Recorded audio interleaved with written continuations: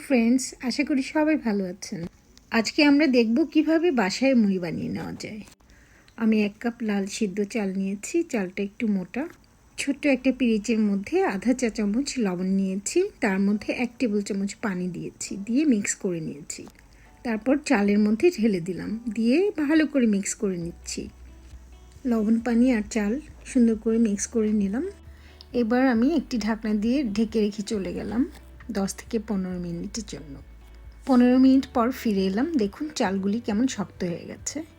চালগুলোকে এখন আমি সুন্দর করে হাত দিয়ে ঝরঝরে করে নেব। চালগুলি ঝরঝরে করে নেওয়া হয়ে গেছে। এবার আমি চালগুলোকে হালকা আঁচে ভাজবো। ভাজার জন্য একটি ফ্রাই প্যান নিলাম। খুব অল্প আছে চালগুলি আমি ভাজবো।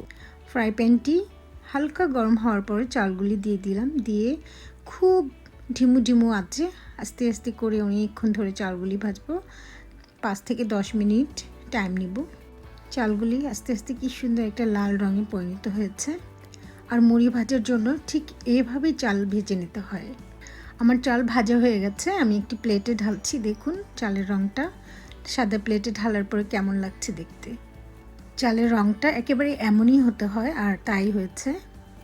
এবার মুড়ি ভাজার জন্য একটি বড় পাত্র নিব। লোহার বা ফ্রাই প্যান হলে চলবে। 2 কাপ লবণ নিয়েছি। লবণগুলোকে উচ্চ তাপমাত্রায় গরম করব। লবণ যখন একেবারে গরম হয়ে যাবে, একটু ধোঁয়া ধোঁয়া উঠবে উপর দিয়ে, তখন বুঝবো লবণ একেবারে গরম হয়ে গেছে। আমি 1 টেবিল চামচ পরিমাণ চাল দিব। সাথে সাথে খুব ভালোভাবে নাড়তে হবে, যেন মুড়িগুলি পুড়ে না যায়, সেদিকে খেয়াল রাখতে হবে। আমি আগে থেকে একটি চালন আর পাতিল রেডি করে রেখেছি। মুড়ি ভাজা হয়ে গেলে মুড়িগুলি চালনের মধ্যে ঢেলে পাতিলের মধ্যে চেলে নিন। মুড়ি চালা হয়ে গেলে লবণগুলি আবার ঢেলে দিন ফ্রাই প্যানের মধ্যে। এভাবে সব মুড়িগুলি ভেজে নিন। এবার আমি তেল দিয়ে মুড়ি ভাজবো। 2 কাপ পরিমাণ তেল গরম করেছি উচ্চ তাপে। তেলটা যখন অনেক গরম হয়ে গেছে, ঠিক তখনই 1 টেবিল চামচ পরিমাণ চাল নিলাম। চালের মধ্যে নিয়ে তেলের মধ্যে ডুবিয়ে আস্তে আস্তে ঘোরালাম। ঘোরানোর পরে দেখুন কি সুন্দর মুড়িগুলি ফুটফুট করে ফুটছে। আমি একটি প্লেটের মধ্যে টিস্যু বিছিয়ে নিয়েছি, ওটার উপরে মুড়িগুলি রাখবো। আপনারা হয়তো ভাবছেন তেলে মুড়ি ভাজাটা ভালো হবে না, তেল তেলে হয়ে যাবে। আসলে মোটেও তেল তেলে হবে না। যদি আপনারা একদম ফ্রেশ তেল দিয়ে মুড়িটা ফ্রাই করেন, একদমই তেল থাকবে না। টিস্যু পেপারের উপরে বিছানোর পরে মুড়ি একদম ঝরঝরে তেল ছাড়া হয়ে যাবে। যাতে তেল ছিটিয়ে না পড়ে সেদিকে খেয়াল রাখবেন। আপনারা বাসায় নিজের মুড়ি নিজেই ভেজে নিন। কেমিক্যাল মুক্ত মুড়ি খেতে হলে নিজেই ভেজে নিন।